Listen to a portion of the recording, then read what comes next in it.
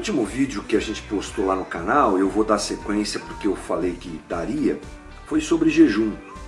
E lá você vai encontrar no canal da Casa da Rocha, lá no YouTube, você vai encontrar esse primeiro vídeo falando sobre jejum, onde eu fiz uma abordagem até que histórica, digamos assim. Passei pelo Velho Testamento, comentei sobre a realidade do jejum naquela situação, na lei, coisas muito rápidas, e a gente chegou até Jesus e a implicação do jejum na maneira como Jesus o aborda, principalmente pela prática que era realizada pelos fariseus, pelos líderes religiosos, que não condizia muito com as expectativas do próprio Cristo, né? Eles jejuavam para aparecer, jejuavam para marcar presença, para terem admiração das pessoas. E Jesus, lá em Mateus capítulo 6, ele já faz uma advertência bem pesada a respeito disso. Então a gente bateu esse papo lá, tá bom? Como é que a gente continua conversando sobre jejum? Eu acho que o jejum é importante nós percebermos qual é o desejo de Deus a respeito do jejum. Falei aqui no vídeo, vou dizer de novo, o jejum hoje não está muito em prática, pelo menos para essa geração mais moderna, digamos assim, de cristãos. Eu acho que o pessoal mais antigo ainda pratica, principalmente nossos irmãos mais tradicionais, a galera mais pentecostal gosta do jejum, eu acho saudável e positivo. A galera mais nova não está muito aí. Por quê? Porque esse tempo em que a gente está é o tempo do prazer, não é o tempo do sacrifício. É o tempo do prazer. Aliás, é o tempo do sacrifício só se ele me trouxer algum tipo de recompensa para esse tempo e para esse mundo. Pensar em fazer jejum não é alguma coisa que agrade muito as pessoas, com certeza. Então ele está meio démodé, como eu falei. Mas ele está assim porque talvez a gente não perceba a real importância do jejum e como ele deve ser vivido e praticado. Então eu quero destacar algumas coisas aqui. O verdadeiro jejum, ele é fruto de piedade. Ele é uma das práticas mais legais, mais importantes para o desenvolvimento da nossa espiritualidade, para o crescimento da nossa espiritualidade. E é bom a gente se lembrar que jejum não é parar de comer. Parar de comer é dieta. Jejum não é só parar de comer, mas é o entendimento de que a gente está abrindo mão de alguma coisa essencial. Eu vou parar essa música, senão o YouTube depois bloqueia o nosso vídeo. Então vamos continuar aqui. O jejum não é só parar de comer. O jejum é a percepção de que eu estou abrindo mão de alguma coisa essencial para a minha própria existência. Ninguém vive sem comer. Essa é a ideia do jejum. Deixar de abrir mão de alguma coisa que me faz realmente falta em termos existenciais. Não é só porque eu gosto, é porque eu preciso comer. Eu preciso beber, eu preciso me alimentar. Caso contrário, eu deixo de existir. Então, entender que há alguma coisa mais importante do que a minha própria existência é o que deve me levar a abrir mão daquilo que me mantém vivo para buscar a Deus. É bem profundo, né, gente? É bem profundo. Isso faz cair por terra aquela ideia de que a gente pode jejuar de qualquer coisa que não seja comida ou bebida. Eu naveguei por uma tradição neopentecostal que isso era bem comum. Não, você não pode jejuar de comida, jejue de televisão, naquela época, né? Jejue de Netflix hoje, por exemplo, vou fazer um jejum de Netflix, vou fazer um jejum de internet, de Instagram, vou fazer um jejum dos meus exercícios físicos. Perceba o seguinte, nenhuma dessas coisas é essencial à nossa existência. Elas são supérfluas, elas são superficiais. Portanto, partindo desse princípio, não dá para jejuar de televisão, não tem nada a ver. A gente jejua de alimento, de comida e de bebida. Puxa, mas eu não posso porque eu sou doente. Então é outro problema. Então você vai colocar diante do Senhor, penso eu, a tua fragilidade nesse aspecto e vai fazer segundo a sua possibilidade. Mas é importante que a gente entenda que o jejum é abdicar de alguma coisa que realmente tem a ver com a minha existência para buscar Deus. É uma coisa bem mais profunda, né? Como é que deve ser um jejum então? Bom, Jesus destaca lá em Mateus capítulo 6 que o jejum deve ser alguma coisa anônima, gente. Anônima, no sentido de não ser utilizado para ganhar a admiração das pessoas, como os fariseus faziam. Eu até falei isso no vídeo anterior. Os fariseus faziam aquilo para poder apresentar a sua santidade, aquela coisa, sabe, de vender uma cara de espiritualidade que não tem nada a ver. Jesus vem e chuta o balde nesse aspecto, ali em Mateus, aliás, em todos os evangelhos, né?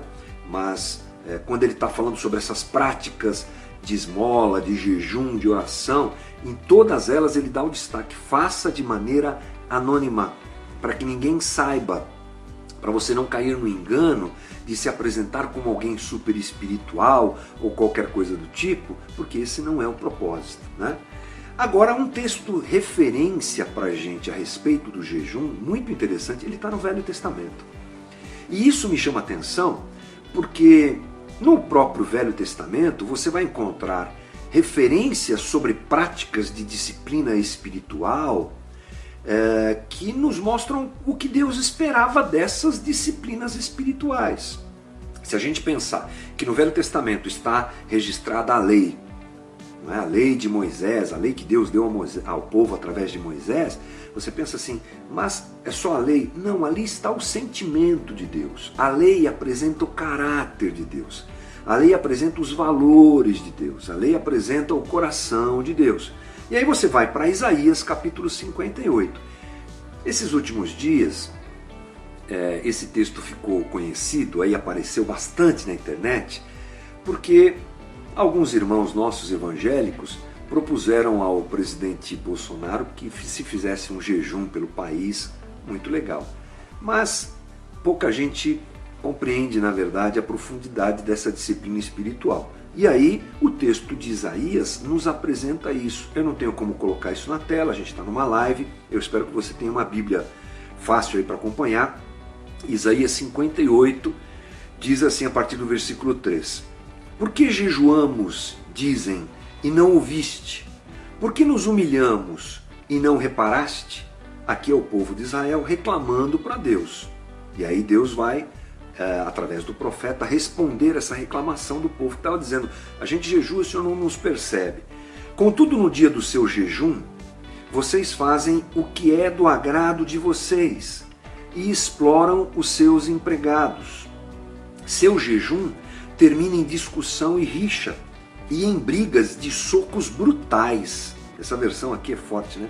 Vocês não podem jejuar como fazem hoje e esperar que a sua voz seja ouvida do alto. Será este o jejum que escolhi? Que apenas um dia... será esse o jejum que escolhi? Que apenas um dia o homem se humilhe e incline a cabeça como junco e se deite sobre pano de saco e cinzas? É isso que vocês chamam jejum? Um dia aceitável ao Senhor? Então vamos rapidinho aqui entender o que é que Deus está falando ao povo de Israel. Esse povo aqui jejuava bastante, viu gente? Eles jejuavam além da lei. Eles faziam isso como um propósito de se apresentar como espirituais, então eles ultrapassavam até a própria medida da lei. Mas Deus destaca aqui qual é o erro deles. Vários pontos aqui para a gente pensar. Primeiro, diz Deus que eles fazem o que é do agrado deles mesmos. Então eles jejuavam, mas eles jejuavam pelos seus próprios propósitos, pelos seus próprios negócios, pelos seus próprios interesses. Faziam jejum por motivos próprios, não como um instrumento de aproximação com Deus, mas como um instrumento de barganha, de solicitação, de uma solução para seus próprios problemas, e esse era o único interesse deles. O jejum pode ser usado como um instrumento de petição, de clamor. Eu acho que nós temos embasamento bíblico para isso, mas não como moeda de troca. Eu jejuei e agora Deus tem que me dar.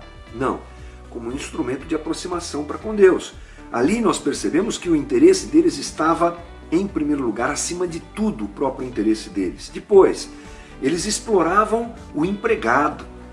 Olha que coisa interessante, eles descansavam no dia do jejum.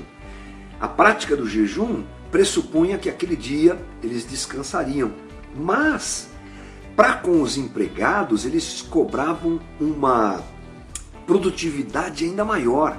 Eu, que sou patrão, descanso e jejuo diante de Deus. Olha a hipocrisia. Mas você, meu empregado, e eles desciam o couro. Uma avaliação distinta, né, entre o que praticava jejum e o que era patrão e outro que era empregado, ou seja, eles oprimiam.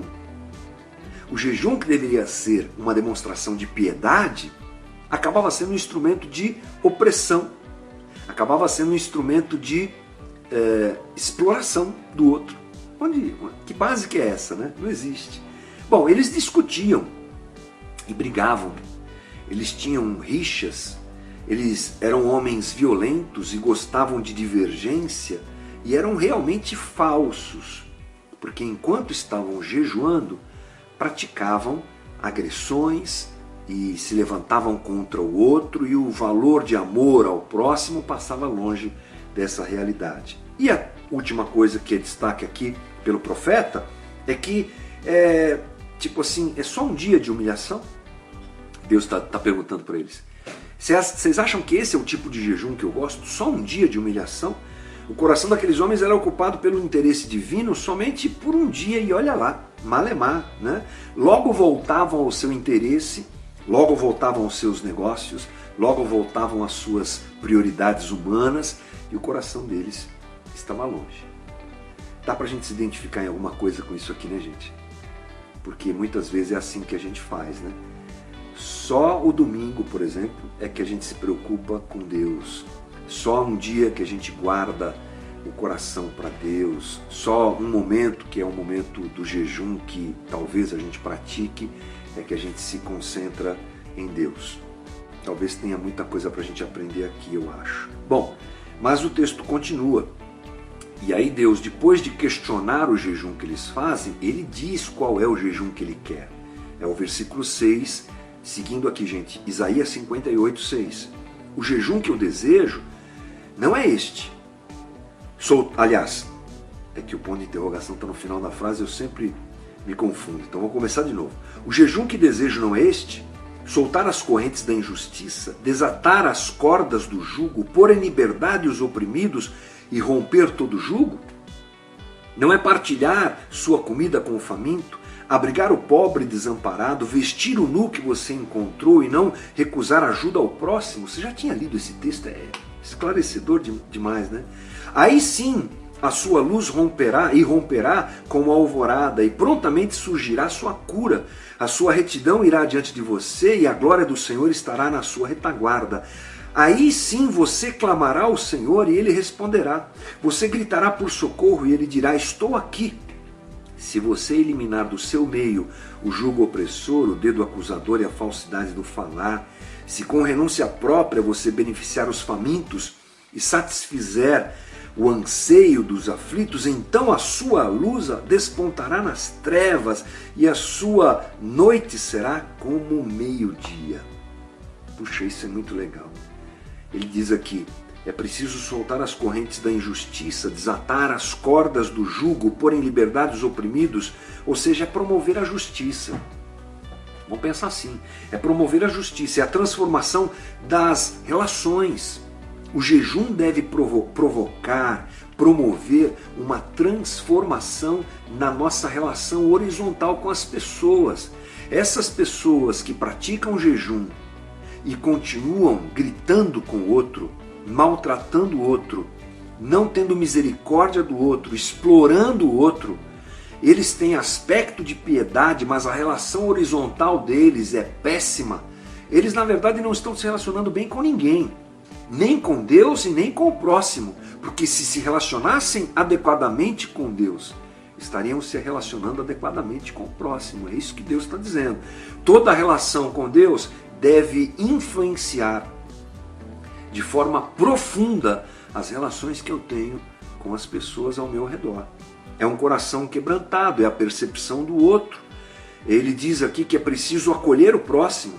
É a caridade como manifestação da transformação divina.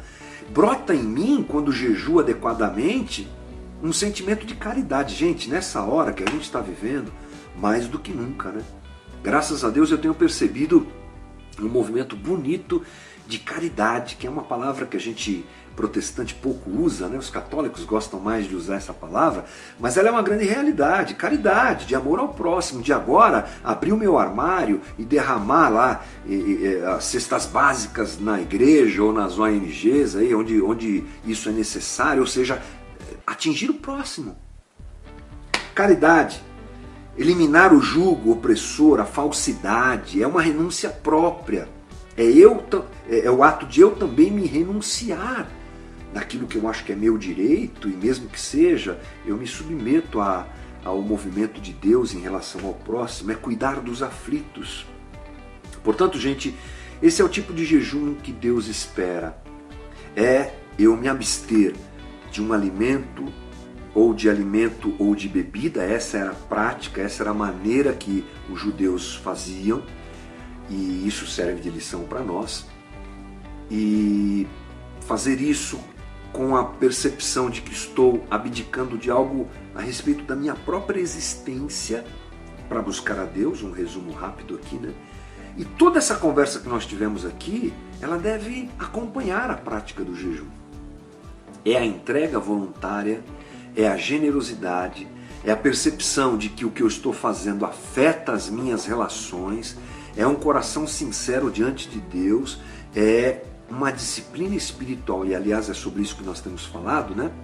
Que é muito importante, que é muito legal, que quebranta o coração da gente demais. Então indo para o final da nossa conversa, já falei bastante, né? Que a gente se perceba carente desse tipo de prática. Os mais antigos faziam isso muito profundamente. Há histórias incríveis de homens que tomaram o jejum como uma prática espiritual muito, muito importante para a sua espiritualidade, para a sua caminhada com Deus, e isso realmente é algo que a gente perdeu nesses dias, né? Que Deus desperte em nós esse renovo, esse desejo. Por isso que eu não acredito mais em jejum como uma prática de convocação. Nós temos jejuns coletivos, aliás eu não falei sobre isso, né? Mas, por exemplo, o livro de Esther é um livro que enfatiza bastante a prática de um jejum coletivo por uma causa.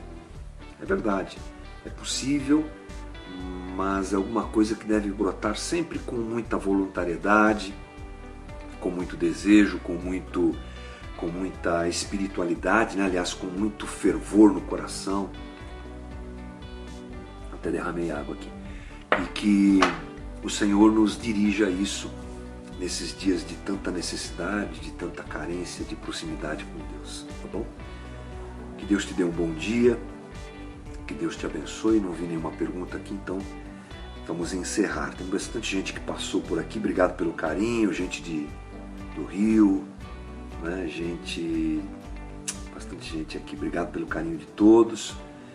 E que o teu dia seja um bom dia, em nome de Jesus. Se você pegou a metade da conversa, depois a gente joga isso aqui lá no YouTube da casa, fica fácil para você assistir, tá bom?